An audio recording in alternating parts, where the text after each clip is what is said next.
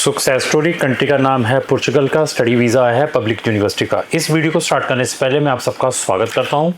मेरी तरफ से आप सबको नमन है।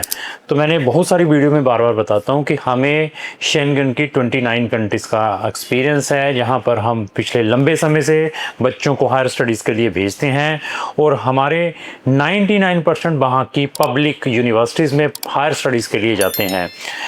इधर आपने अपना जो काम है हमारे थ्रू करवाना है या किसी भी कंसल्टेंट के थ्रू करवाना है, तो शेंगन में पब्लिक यूनिवर्सिटीज़ में हायर स्टडीज़ के लिए जाना है।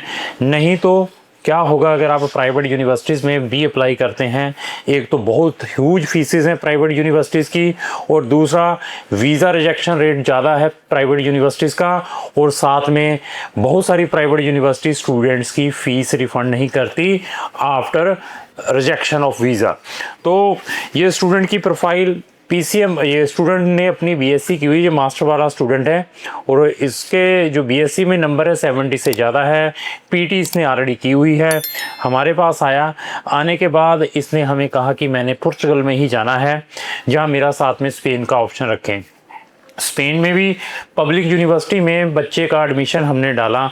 स्पेन का वीज़ा लेना काफ़ी चैलेंज है हमारे इंडियन स्टूडेंट्स के लिए, और स्पेन की मेरी प्लेलिस्ट ज़रूर वॉच करें अगर आप स्पेन का अपना स्टडी वीज़ा किसी भी कंसल्टेंट के थ्रू अप्लाई करते हैं। तो पुर्तगाल का सक्सेस रेट कंपेरेटिवली स्पेन से ज़्यादा है स्टूडेंट वीज़ा का, अगर आपका पब्लिक यूनिवर्सिटी से एडमिशन आया हुआ है। तो पीटी में भी इसके 60 से ज़्यादा थे। 3 यूनिवर्सिटीज़ में डाला था, एक यूनिवर्सिटी में बच्चे का ये एडमिशन आया है पब्लिक यूनिवर्सिटी से, और इवन इसकी जो फ़ीस है 7000 यूरो की है साल की, गवर्नमेंट यूनिवर्सिटी की भी। और ये फ़ीस भी बच्चे ने ऑन अराइवल वहाँ जाकर पे करनी है। ये भी एक बहुत ही सेफ था बच्चे के लिए।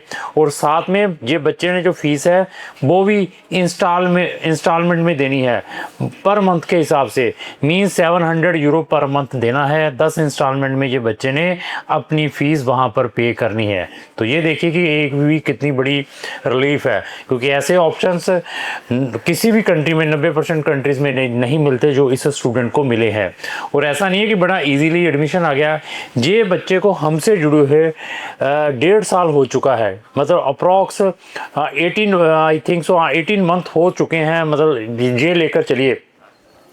और मतलब 18 मंथ से कम ही टाइम हुआ है, क्योंकि बच्चा स्पेसिफिक था, इनटेक एक ही रहता है, एडमिशन में रिजेक्शंस भी आती है, और एडमिशन भी on the basis of interview हुआ है।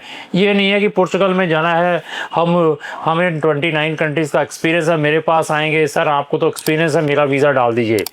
केसेस लेने से पहले मैंने फिर बताया कि हम बच्चे की कंप्लीट प्रोफाइल चेक करते हैं, उसके बाद उसके फ़ंड चेक करते हैं, बच्चे की कम्युनिकेशन स्किल्स चेक करते हैं, उसके प्रीवियस रिफ्यूज़ल्स देखे जाते हैं, और उसके बाद हम डिसीजन देते हैं कि आपके लिए यहाँ पर क्या क्या चैलेंजेस रहेंगे। तो पब्लिक यूनिवर्सिटीज़ के मेजर जो इनटेक है वो ही है सितंबर अक्टूबर का ही रहता है, जिसमें नंबर ऑफ़ यूनिवर्सिटीज़ ओपन रहती है। तो जब ये बच्चा आया उस टाइम ये हमारे फॉल इनटेक के लिए, मीन समर इनटेक के लिए आया था, लिमिटेड सीट थी, वो मिस हो गया। उसके बाद जो मेजर इनटेक जो सितंबर अक्टूबर का है उसमें जो इसका एडमिशन आया है। वीज़ा के लिए there is a number of challenges हैं। वो किस टाइप के अपने पीसीसी किस वे से प्रिपेयर करनी है, आपकी अकोमोडेशन कितनी इंपॉर्टेंट है, वहाँ से accommodation is the big challenge जब आपने ये वीज़ा अप्लाई करना है, और पीसीसी को ट्रांसलेशन कैसे करवाना है, इंटरव्यू में क्या पूछा जाता है, आपका कवरिंग लेटर किस वे का है।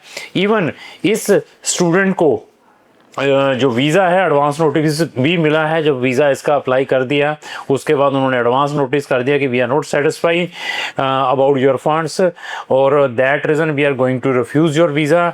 अगर आप इसके ऊपर कुछ बोलना चाहते तो आपको हम इतने 10 दिन का टाइम दिया था। उस 10 दिन के टाइम में हमने क्या प्रेजेंटेशन उनको भेजी, उस प्रेजेंटेशन को देखने के बाद एम्बेसी ने बच्चे को फिज़िकली एम्बेसी में बुलाया, वहाँ पर इंटरव्यू ली, उसके बाद ये वीज़ा ग्रांट होकर आया है। ये नहीं कि मैंने वीज़ा डाल दिया तो जड़ों फ़ोन करके सर मैंने भी पुर्तगाल में जाना है, फिर बता दिया। हम आपका वीज़ा फाइट करके भी ले सकते हैं। अगर आपके पास सारे के सारे डॉक्यूमेंट हैं, पेशेंस करेंगे तो आपको ऐसे ही रिजल्ट्स मिलेंगे।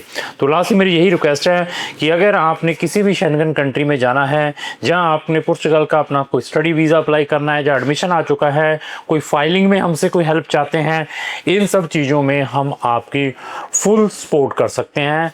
तो लास्ट यही है कि अगर आपको जो मेरी वीडियो चलेगी उसको लाइक एंड शेयर करना ना भूलें। Thank you.